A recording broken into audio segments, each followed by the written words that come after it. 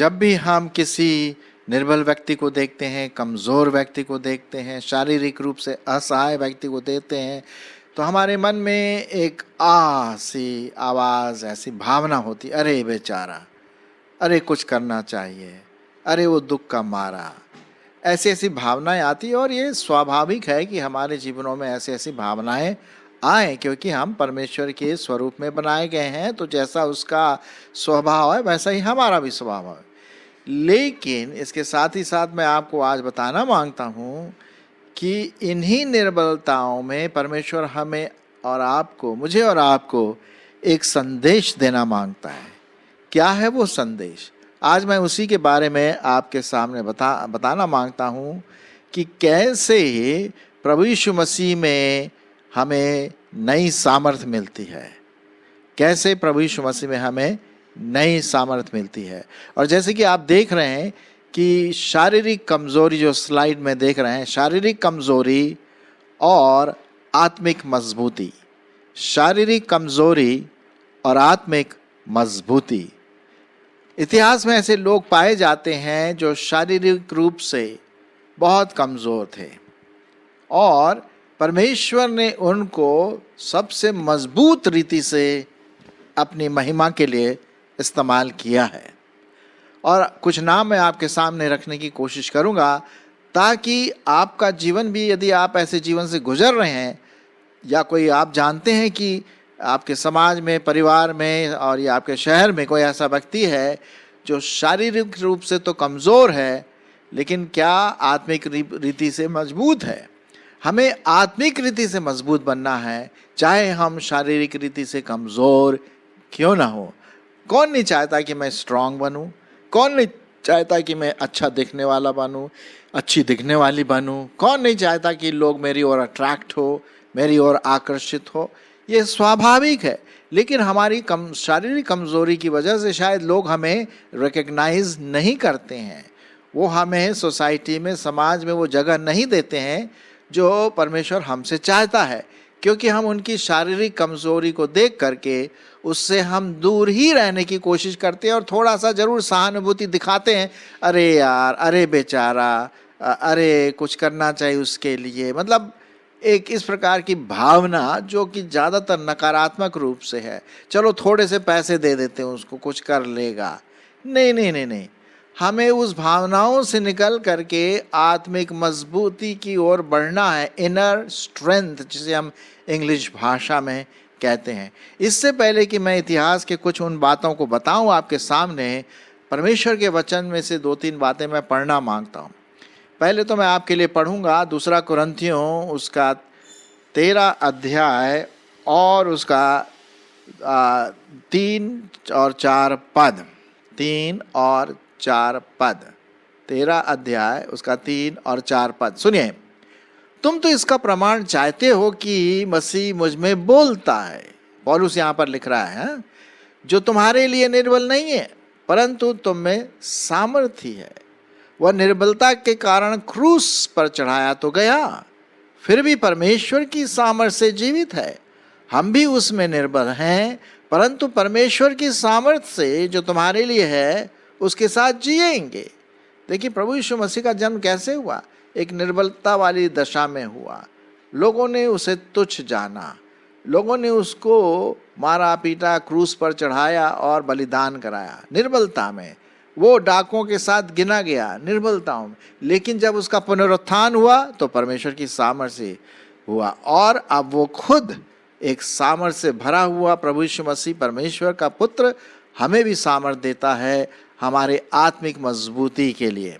इसी के साथ साथ एक और पद मैं आपके लिए पढ़ना मांगता हूँ और पाया जाता है 2 कुरिन्थियों 12वां अध्याय और उसका 7 से 10 पद। 2 कुरिन्थियों 12 अध्याय और 7 से 10 पद। यहाँ पर पौलुस प्रेरित कहता है कि भाई, मुझे बहुत सारा प्रकाशन मिला, मैं प्रभु का सेवक हूँ, लोग मुझे जानते हैं कि मैं प्रभु यीशु मसीह का चेला हूँ, अपोस्तल हूँ, प्रेरित हूँ और बहुत सारी अच्छे अच्छे बातें बताता हूँ, लेकिन कहीं ऐसा ना हो कि मैं घमंड से फूल जाऊँ, मुझ में घमंड आ जाए कि मैं कोई हूँ। परमेश्वर ने मुझे क्या दिया? एक कांटा दिया है, निर्बलता। कांटा क्या है? आत्मिक रीति से एक निर्बलता है, और उसके शरीर में एक कांटा चुभा जिसके लिए उसने प्रार्थना भी किया, लेकिन परमेश्वर ने उस कांटे को नहीं हटाया। शायद आपके जीवन में कोई कांटा हो आत्मिक रीति से। वो कांटा हो सकता है शारीरिक कांटा हो, मानसिक कांटा हो, फाइनेंशियल कांटा हो, पैसों की कमी का कांटा हो, लोग दूसरी उल्टी सीधी बातें आपके विरोध में कहने वालों का कांटा हो, निर्बलता वाली बात आपके सामने आती है। अरे हमेशा झुंझला जाता है, यार मेरे साथ ही ऐसा क्यों, शारीरिक कमजोरी। लेकिन परमेश्वर चाहता है हम आत्मिक रीति से क्या बने, मजबूत बने। चलिए मैं आपके लिए पढ़ देता हूँ 2 कुरिन्थियों 12 अध्याय 7 से 10। और इसलिए कि मैं प्रकाशनों की बहुतायत से फूल न जाऊं, मेरे शरीर में एक कांटा चुभाया गया, अर्थात शैतान का एक दूत कि मुझे घूंसे मारे ताकि मैं फूल न जाऊं। इसके विषय में मैंने प्रभु से 3 बार विनती की कि ये मुझसे दूर हो।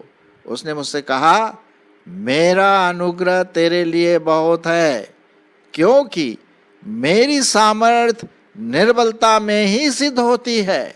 इसलिए मैं बड़े आनंद के साथ अपनी निर्बलताओं पर घमंड करूंगा कि मसीह की सामर्थ मुझ पर छाया करती रहे। इस कारण मैं मसीह के लिए निर्बलताओं और निंदाओं और दरिद्रताओं में और उपद्रवों में और संकटों में प्रसन्न हूँ, क्योंकि जब मैं निर्बल होता हूँ तभी बलवंत होता हूँ। क्या बात है, जब मैं निर्बल होता हूँ तभी बलवंत होता हूँ। तो हम देखते हैं यहाँ पर परमेश्वर का वचन बड़े साफ रीति से ये बात कहता है आपके लिए कि शारीरिक निर्बलता में ही आत्मिक मजबूती बढ़ती चली जाती है, क्योंकि आत्मिक रीति से वो बहुत इंपॉर्टेंट है। चलिए हम शुरू करते हैं उस इतिहास के चंद लोगों के बारे में जो शारीरिक रूप से तो निर्बल थे, लेकिन आत्मिक रूप से वो बड़े भारी जायंट थे, बड़े भारी योद्धा थे। पहला व्यक्ति जिसके बारे में आपके सामने रखना मांगता वो है फैनी जे क्रॉसबी। फैनी जे क्रॉसबी। अब ये फैनी जे क्रॉसबी कौन थी, मैं आपको बताऊं। वो एक नेत्रहीन, अंधी हो गई थी बचपन में गलत इंजेक्शन के द्वारा। ये 19वीं शताब्दी की शुरुआत की बात है, सही घटना है। अमेरिका में फैनी जे क्रॉसबी, उसका बुखार चढ़ा था और डॉक्टरों ने उन दिनों में गलत इंजेक्शन दे दिया। उसकी वजह से वो पूरी रीति से ब्लाइंड हो गई, अंधी हो गई। 17 साल की उम्र में उसने परमेश्वर को धन्यवाद दिया इस शारीरिक कमजोरी के लिए। क्यों? क्योंकि इसी कमजोरी की वजह से उसने, वो कहती है, मैं परमेश्वर की सामर्थ को देखती हूँ आत्मिक रीति से। आपको पता है 1000 से अंग्रेजी में जो प्रभु के गीत के गाने हैं उसने खुद लिखा है। जी हाँ, एक अंधी नेत्रहीन प्रभु की दासी, कमजोर होते हुए भी आत्मिक रीति से वो मजबूत थी। उसका नाम है फैनी जे क्रॉसबी। हाँ, शारीरिक रूप से उसके जीवन में कांटा था। कौन अपनी आंख को लूज करना मांगता था? नहीं, लेकिन वो उसने वहां पर किया। तो ये बात हम यहाँ पर देखते हैं परमेश्वर के वचन में, ठीक है। और उसके साथ साथ आगे भी हम देखते हैं एक और व्यक्ति है जिसका नाम है डेविड ब्रेनर्ड। वो एक टीबी का पेशेंट था, टीबी का पेशेंट था। उसने जरूर प्रभु से प्रार्थना किया होगा, लेकिन परमेश्वर ने उसकी प्रार्थना को न सुना। लेकिन वो प्रार्थना करने के मामले में बड़ा योद्धा कहा जाता है मसीही इतिहास में। उसका नाम है डेविड ब्रेनर्ड, जो टीबी का पेशेंट था, लेकिन माइटी इन प्रेयर। माइटी, बहुत परमेश्वर का बड़ा जबरदस्त योद्धा था, जिसका नाम है डेविड ब्रेनर्ड, ठीक है। चलिए उसके बाद हम देखते हैं तीसरा व्यक्ति जो अभी हमारे इस दुनिया में नहीं है लेकिन प्रभु के साथ है, डॉक्टर बिली ग्राहम। उनको कई प्रकार की बीमारियां थी, शायद आपको पता भी नहीं चला होगा, और वो प्रभु का वचन बड़े जोश खरोश के साथ देते थे। और आप जानते हैं बिली ग्राहम को कौन नहीं जानता। वो प्रचार करते थे तो हजारों लोग प्रभु के पास आते थे, लेकिन उनके जीवन में बीमारियों ने उनका पीछा नहीं छोड़ा। लेकिन जब वो सामने खड़े होते थे तो परमेश्वर की जो ज्वलनता उनके फेस में, उनके चेहरे पर दिखाई देता था, उसका प्रभु का नूर जिसे हम कहते हैं, आत्मिक मजबूती वो दिखाई देती थी, और वचन बड़े सामर्थ्य के साथ दूसरों तक पहुंचता था। फिर हम देखते हैं एमी कारमाइकल, पता नहीं आपने ये नाम सुना है कि नहीं। ये वो महिला थी, प्रभु की दासी थी, जो 20 साल तक बिस्तर में पड़ी रही, 20 साल तक बिस्तर में पड़ी रही। और आपको मालूम है हमारे साउथ इंडिया में, दक्षिण भारत में वो बड़ी ज़बरदस्त प्रभु की मिनिस्ट्री की गई उसके द्वारा, और उसने वहाँ के जो लड़कियाँ थीं, मंदिरों की लड़कियाँ, और जगह जगह से उन्होंने लड़कियों को लाया और उनके लिए खाना पीना कपड़ा और एक ऑर्फनेज जिसे हम कहते हैं, क्रिश्चियन ऑर्फनेज, वो तैयार किया। वो खुद 20 साल से बिस्तर में पड़ी हुई थी, शारीरिक रीति से कमज़ोर पर आत्मिक रीति से मजबूत। और यही परमेश्वर चाहता है कि जब हम निर्बल हैं तभी परमेश्वर का अनुग्रह आप पर और मुझ पर आता है। एक जगह पर लिखा हुआ है परमेश्वर के वचन में, जब हम निर्बल ही थे तभी प्रभु यीशु मसीह हमारे पापों के लिए मारा गया। अब हम जब शारीरिक रूप से निर्बल होते हैं कभी कभी, तो ये ना भूलें कि हमें आत्मिक रीति से मजबूत होना है, जैसे कि ये कई लोगों के बारे में आपके सामने मैं अभी रखा। उसके बाद एक और व्यक्ति है जिसको हम कहते हैं टोजर और रेवन हिल। वो लिम्पिंग का मतलब लंगड़ाते हुए चलते थे, वो ठीक से नहीं चल पाते थे, लंगड़ाते हुए चले जाते थे।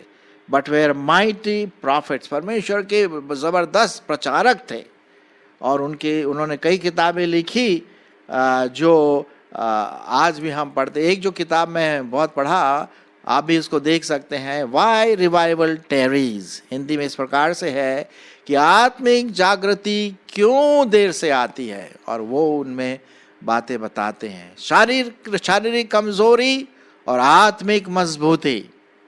क्या आप किसी शारीरिक कमजोरी से ग्रसित हैं, जो आपको जकड़े हुए है, जो ऐसा लगता है कि वो जाएगी नहीं?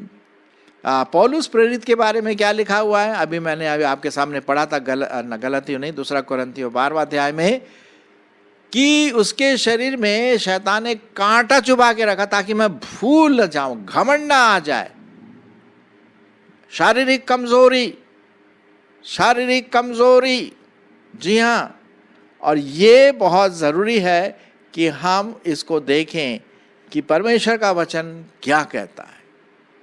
जब हम निर्बल ही थे, परमेश्वर का अनुग्रह हमारे लिए पूरी रीति से आता है। ठीक है, अच्छा चलिए और आगे बढ़ते हैं। एक और व्यक्ति है जिसका नाम था विलियम कैरी, आपने सुना? वो इंग्लैंड से भारत आया, सब लोगों ने मना कर दिया, बोले हम तेरे को पैसे नहीं भेजेंगे, तो अब नहीं जा, तो मलेरिया से मर जाएगा, प्रॉब्लम है वहाँ। लेकिन वो आया 18वीं शताब्दी में, और उसकी पहली पत्नी मर गई, उसने विवाह किया दूसरा, उसकी दूसरी पत्नी भी मर गई, उसके बच्चे को कॉलरा हो गया, चेचक वगैरह बीमारी मस्कीटो से और तरह तरह की चीज़, मलेरिया, मर गए। उसने अपने हाथों से अपने बच्चों को मिट्टी दी। शारीरिक रूप से कमज़ोर, आत्मिक रीति से मजबूत, फिर भी वो परमेश्वर के वचन में लगा रहा। उसके प्रिंटिंग प्रेस को जला दिया गया, निर्बलता, मानसिक रूप से, शारीरिक रूप से नहीं जितना मानसिक रूप से यहाँ पर, फिर भी वो लगा रहा प्रभु के कार्य के लिए। उसने, ऐसा बताया जाता है कि 23 भाषाओं का बाइबल का अनुवाद किया, 23 भाषाओं में बाइबल का अनुवाद किया, उसमें हिंदी और बंगाली एक भाषा है।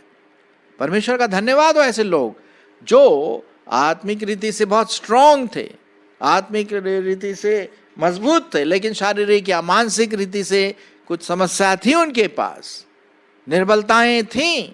परमेश्वर ने उसी निर्बलताओं को इस्तेमाल करके अपनी महिमा के लिए उन्हें आत्मिक रीति से मजबूत बनाया। फिर उसके बाद हम देखते हैं D.L. मूडी, ये एक परमेश्वर का महान सेवक जो अमेरिका में था। वो मालूम कौन था? जूता बनाने वाला था। सोच सकते हैं आप कभी, हम कभी जूते बनाने की जो जाते हैं जूते बनाने के लिए, क्या कभी हम उसको आदर देते हैं? उसको जूता बनाने के लिए नहीं, उसको हमेशा नीची दृष्टि से देखते, अरे वो तो जूता बनाने वाला। याद रखें, एक जूते बनाने वाले को परमेश्वर ने बुलाया और D.L. मूडी जैसे महान सेवक को तैयार किया। आज उसके नाम पर बड़े बड़े institution, Moody Bible institute, Moody press, Moody aviation, Moody printing press और भी कई बड़े बड़े संस्था खोले गए। क्यों? वो शारीरिक रूप से शायद बहुत नीचा था, लेकिन आत्मिक रूप से वो एक महान महान परमेश्वर का सेवक था। क्या आप भूल गए साधु सुंदर सिंह, जो पंजाब का शेर कहा जाता है? जी हाँ, साधु सुंदर सिंह, जिसके पास धन था लेकिन कुछ भी उसने नहीं समझा।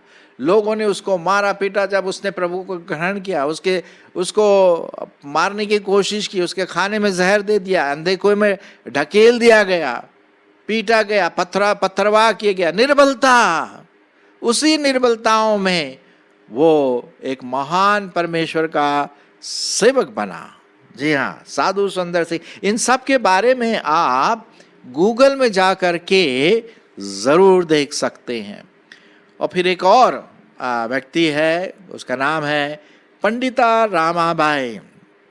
जी हाँ, पंडिता रामाबाई जो बहुत बड़े घराने से आती थी, लेकिन उसने भी बहुत शारीरिक रूप से, मानसिक रूप से उसने दुख सहा, लेकिन वो परमेश्वर की सेविका बनी, महान सेविका। उसने महिलाओं के लिए और बच्चों के लिए एक स्थान खोला, उसका नाम है पंडिता रामाबाई मुक्ति मिशन, जो केड़गांव में है, जो पूना के पास पाया जाता है। तो मेरे प्रियो, हम देखते हैं, आज हमने देखा इतिहास के कई शख्सियत को, कई व्यक्तित्व को जो शारीरिक रूप से या मानसिक रूप से निर्बल थे, कमजोर थे, लोगों ने धिक्कार दिया, लेकिन परमेश्वर में वो मजबूत होते चले गए और मजबूत होते चले गए। अब मैं प्रश्न उठाता हूं आपके लिए, मेरे लिए, हम सबों के लिए, क्या आपके जीवन में कुछ निर्बलताएं हैं? सोचिए, क्या आपके जीवन में कोई निर्बलता पाई जाती है? अगर हां, तो भाई आप परमेश्वर के लिए को धन्यवाद दें, क्योंकि परमेश्वर आपको मजबूत बनाना चाहता है। और मजबूत तभी बनाएगा जब हम इस बात को समझें कि मैं अपनी निर्बलताओं में, अपनी कमियों में, अपनी मानसिकता में जो मेरे को समस्या है, उसमें मैं परमेश्वर की सामर्थ्य को देखूं, पहचानूं। ये तो बात है ना, ये बात हमें देखने की बहुत ज़रूरत है। जैसा कि आज हमने अभी आपके सामने मैंने परमेश्वर का वचन पढ़ा, फिर से मैं आपके सामने वो पढ़ देता हूँ ताकि आप उसको अच्छी तरह से समझ सके। लिखा हुआ है 2 कुरिन्थियों उसका 12वां अध्याय और 10 पद से, इस कारण मैं मसीह के लिए निर्बलताओं और निंदाओं में और दरिद्रताओं में और उपद्रवों में और संकटों में प्रसन्न हूँ, क्योंकि जब मैं निर्बल होता हूँ तभी मैं बलवंत होता हूँ। 7वां पद क्या लिखा है? और इसलिए कि मैं प्रकाशनों के बहुतायत से फूल न जाऊं, मेरे शरीर में एक कांटा चुभाया गया है, अर्थात शैतान का एक दूत, कि मुझे घूंसे मारे ताकि मैं फूल न जाऊं। इसके विषय में मैंने प्रभु से 3 बार विनती की कि मुझसे यह दूर हो जाए, और उसने मुझसे क्या कहा? मेरा अनुग्रह तुम्हारे लिए काफी है, बहुत है, क्योंकि मेरी सामर्थ निर्बलता में सिद्ध होती है। इसलिए मैं बड़े आनंद से अपनी निर्बलताओं पर घमंड करूंगा। बताइए साहब, बड़े आनंद से अपनी निर्बलताओं पर क्या करूंगा? घमंड करूंगा, कि मसीह की सामर्थ मुझ पर छाया करती रहे। परमेश्वर हमारी अगुवाई करे कि हम जो भी निर्बलता हमारे जीवनों में, चाहे वो शारीरिक हो या मानसिक हो, उसको हम परमेश्वर की दृष्टिकोण से देखें, और जैसा यूसुफ ने भी देखा और परमेश्वर उसको मजबूत बनाया, आपको और मुझको आत्मिक रीति से मजबूत बनाएगा। इनर स्ट्रेंथ, अंदर की मजबूती, ये बहुत ज़रूरी हमारे जीवनों में पाई जाती है ना। तो हम प्रभु यीशु मसीह में क्या बन जाए? सामर्थी बन जाए। शारीरिक रूप से कमज़ोर हो गए हो, अच्छा है अगर हम अच्छी शारीरिक रूप से मजबूत हो, हेल्दी हो, लेकिन अगर कमज़ोरी है, आत्मिक रीति से हम मजबूत बनते चले जाएं। परमेश्वर हमारी इसमें अगुवाई करे।